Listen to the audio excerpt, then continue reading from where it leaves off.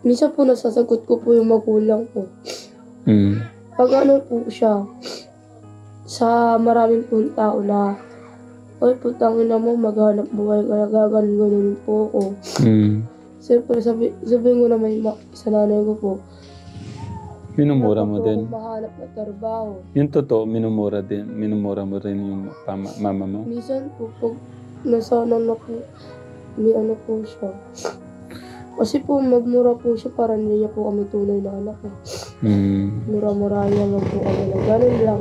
Sa maraming po tao talaga. Tapos sabihin lang po ng mga kaibigan ko, ganyan po na pagtrato sa'yo ng magulang mo, hindi ka mahal. Yeah. Siyempre po, asar-asarin po ako nila na hindi ka mahal ng magulang mo. Mm. Siyempre po, nasasaktan rin po ako. Hindi ko naman po na ano. Lalo na po, sumasama po ang loob ko sa nanay. May kasama po kasi siya, Katekram. Ang pangalan po, Joshua. Ngayon, nalungkot lang ako kasi ang daming kagat sa legs. Ang dami yung kiss mark. Gusto kong malaman pa paano kayo nagkakilala ni Joshua. May kasama po kasi siyang kabata-bata din po. Ito yung sinasabi ko.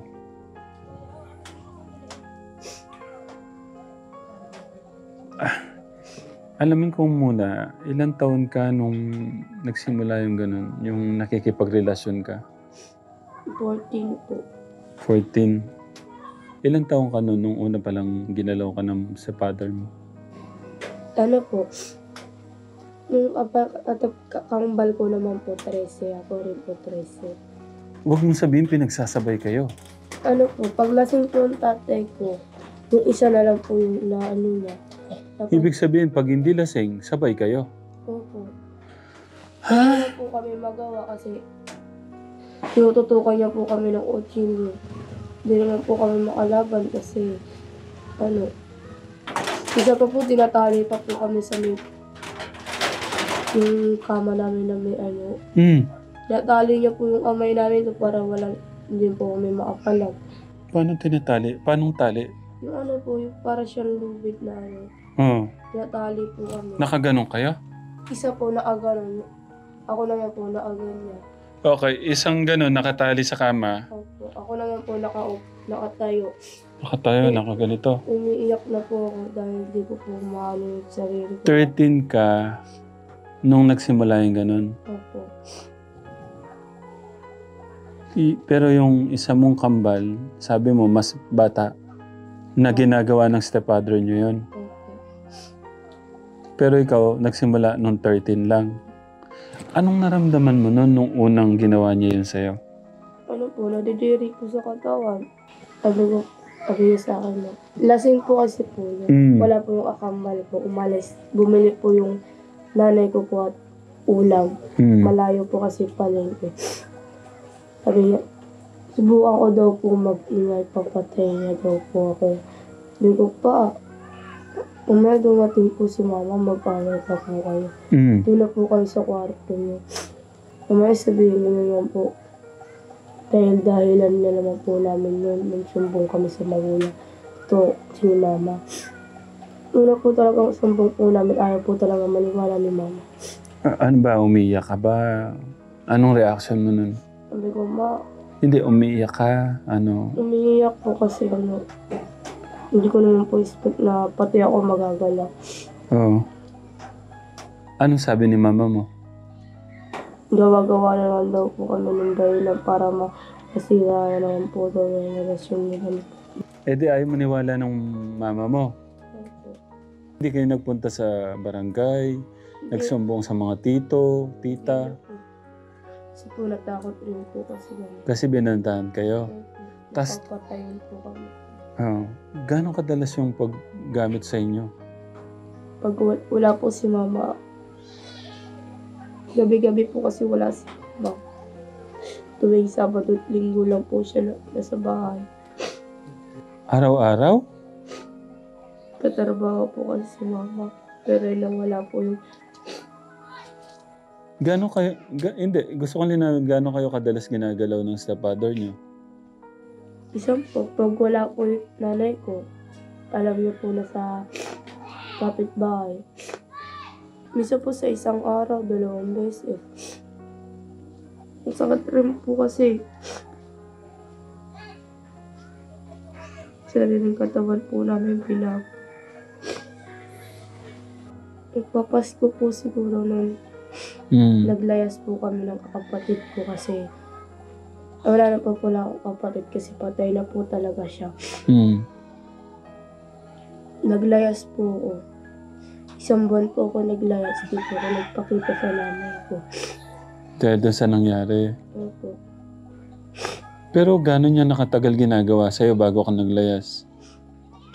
Magpapasok pa lang po ako ng 13 nun eh. Nung ginalaw po. Magta-13. Ibig sabihin, nasa 3 taon. Hanggang ngayon ba nakikita mo yung stepfather mo? Sa ano niya po, sa nanay niya po. Pero hindi ko na po siya kinakausap. Nangihingi po siya ng sorry sa ginawa niya sa amin. Ano sabi mo nung humingi ng sorry? Sabi ko, tay, di na po ko ito matatanggap kasi sa ginawa mo po sa kapatid ko. Lord na po ang may bahala sa'yo. Kinakarma po siya sa ginagawa niya po sa amin. Paano siya kinakarma? Nakaratay po siya sa higaan po ngayon. Kahit po tumayo, hindi niya na po magawa. Yung anak niya na lang yung tumutulong sa kanya. Tinutulungan siya na pagdumi niya, pag-ihi niya, panligo niya, tumutulungan siya. Nangihingi po siya sa nagtawad sa akin pero hindi ko po tinatanggap. Sabi ko, kung pwede mo nga lang ibalik ka kambal ko, balik mo muna bago kita patawarin. Yung kambal mo babae din? Opo. Kasing ganda mo din. Pero singkit po siya. Naputi, singkit yung mata. Mataas yung, lagi nakataas yung kulay. Gusto kong malaman, ba't ka pag-isin ng buhok? Nanay ko po may gawa nito. Ano ba, kinalbo ka niya? Dinalbo ko po kasi lagi po ako napapaaway. Lagi po doon sa bayan, lagi po ako nagwawagwagan doon. Dahil lang po sa asar. Ano yung wagwagan? Ano po, inasar po ko ng mga bata doon na putok sa buho, walang tatay. Naasar po ako na gano'n. Siyempre po, nasasaktan po ako, lumalaban rin po ako. Okay. Kuya, gusto patawag yung bata, yung isa?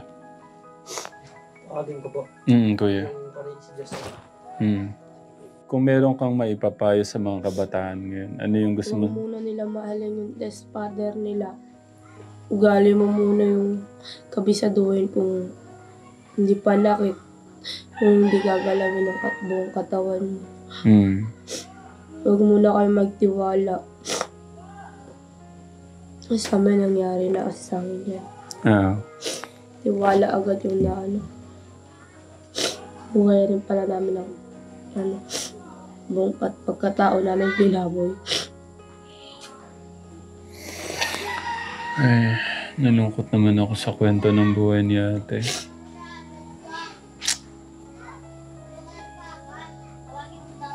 Nakapag-aral ka hanggang grade 7? Grade 9 po. Ha? Grade 9. Grade 9. Nakakabasa ka? Simula po akong nag-aral, 7 po ako. Minto po ako, 13. Grade 9 ka. Ang natapos mo, grade 9. Opo, pero Nakakabasa? Nakakabasa ka? hindi na po masyado kasi mula po naglayas po ako sa amin. Napapasama po ako sa mga rugby, solving. Na rin po ako na natututo na rin po ako Drugs? Hindi po. Lang po, rugby sa solving lang. Anong nararamdaman mo pagka naka-solvent ka, rugby? Parang hindi ka po nagugutom, lagi ka nakatulala. Tapos yung tao na nanahimik, nagtitripan mo. Yun po ang tama ng rugby sa solvent. Yung solvent naman po, para siyang tubig. Pero pag inamoy mo, mas matapang pa sa rugby. Ilan taon ka nung nagsimula ka mag-solvent, mag-rugby? 15 po. Isang taon na. Opo. Okay lang humingi ng mga ilang ano sa'yo. Hindi po. Okay lang, lagay ko to, mic ito. Hindi po. Yes, Telegram, ang liit lang ni Kuya Joshua. Ilan taon ka na? 14 po ako. Grabe, nag-aaral. Hindi na po. Natapos ko lang po, grade 1. Yung mama at papa mo, alam niyang, ano ba, laro lang ba to sa inyo o... Hindi po alam ng nanay ko po. Hindi po niya alam. Alam lang po niya na tropa ko lang po siya. Hindi niya alam may nangyayari ng ganito? Hindi po. E paano yan? Malalaman niya? Okay naman po. Okay naman po sa inyo. Paano nagsimula yung ano niyo? Paano kayo nagkakilala, Kuya? Niligaw po ako nung na mga kasama ko rin po taga-Bigte. 3 bata. Pag nasa likuran ko po sila, paglingon ko po sa likuran ko, wala na po sila, nakasakay na po sa bus. Iniwan po nila ako. Kaya po nakarating po sa lugar nila. Sa Manila? Opo. Nagpaalam ka kay mama mo na umalis ka? Lagi po ako umalis po dito. Minsan po walang paalam. Bakit? May ganito palang kwento dito. Kano mo nakatagal kilala siya? Ano naman po siguro, mga 2 buwan o 3. 2 buwan o 3. Opo. Tapos... Medyo matagal-tagal na din po ako sa bayan.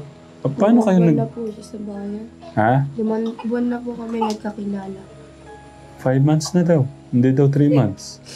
Hindi ako, wala naman po. 5 buwan. Minsan po makakalimut din po. Pagka-6 na buwan na, katapusan. May mansari kayo? Wala daw relasyon eh. Anong tawag niyo dito? A friend with benefits, gano'n ba yun? Ah. Okay ka doon? Okay. Kasi, Katekram, natakot ako kanina. Kala ko nakagat siya ng mga insekto. Pero nung na ko si ayan po, 1, 2, 3. Kinagat niya kasi ako sa likod. Kinagat ka sa likod. Ayan po, kulit pa eh. Kinagat siya. Saway ko po ako na saway sa kanila. Ayaw po nila Imbis na maawa ko. yung ngiti niya. Ang tamis ng ngiti niya, ano ba? Ano ba to? Nangyayari sa mundo? Saway po ako na saway sa kanila para hindi makait po doon sa bakal. Kasi po pag nalaglag po yun, ako po mananagot sa nanay niya. Ayaw po nila makinig. Bahala kayo. Oh, gusto ko malaman kailan yan nangyari. Mga hapon lang po siguro. Kahapon. Opo. Masyado mo naman siyang pinanggigilan. Hindi. Ang dami eh. Yung iba hindi lang nagkulay, oh. Nag-aalala po si mama na nakita si kiniling ko eh. Okay, ano sabi ng mama mo nung nakita yan? Dahil pa daw mag-asawa. Ibig sabihin, alam na ng mama mo. Ilan kayo magkakapatid, Kuya Joshua? May panganay pa po kami doon sa Mindanao. Tapos meron pa pong babae dyan sa Ipo. Mailan po kami dito. 6 po siguro. Hindi ko rin po mabilang. Ang dami po kami magkakapatid. Ha? Bakit? Ba't di mo alam kung ilan kayo? Hindi ko rin po mabilang.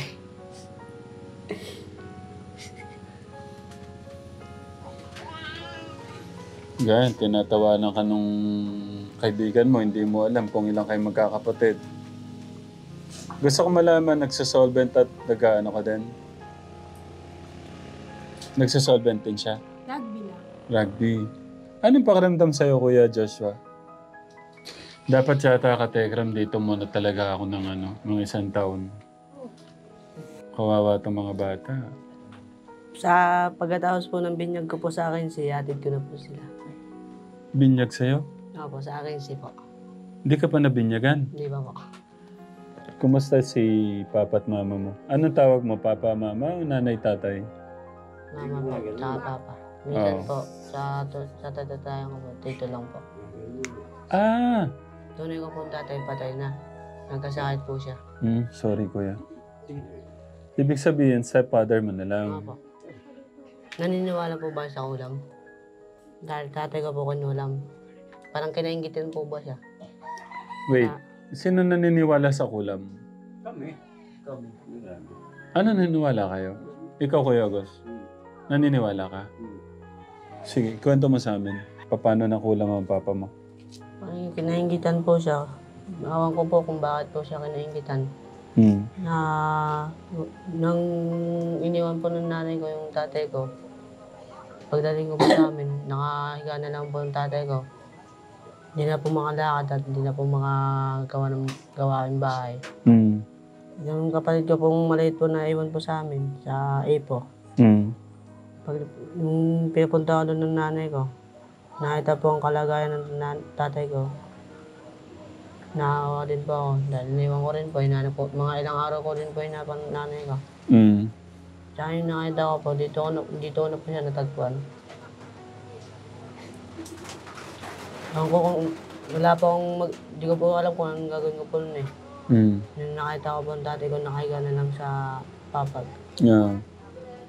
Kasi yung kapatid ko na lang pong lalaki na nag-aalaga sa tatay ko, ako wala po akong magawa eh. Eh, hinahanap ko po nung hinahanap yung nanay ko. Yung sa makarating po ako dito. Tapos ano, nalaman ko na lang po, patay na yung tatay ko. Hmm. Hindi po ako nakadalo sa libing ng tatay ko.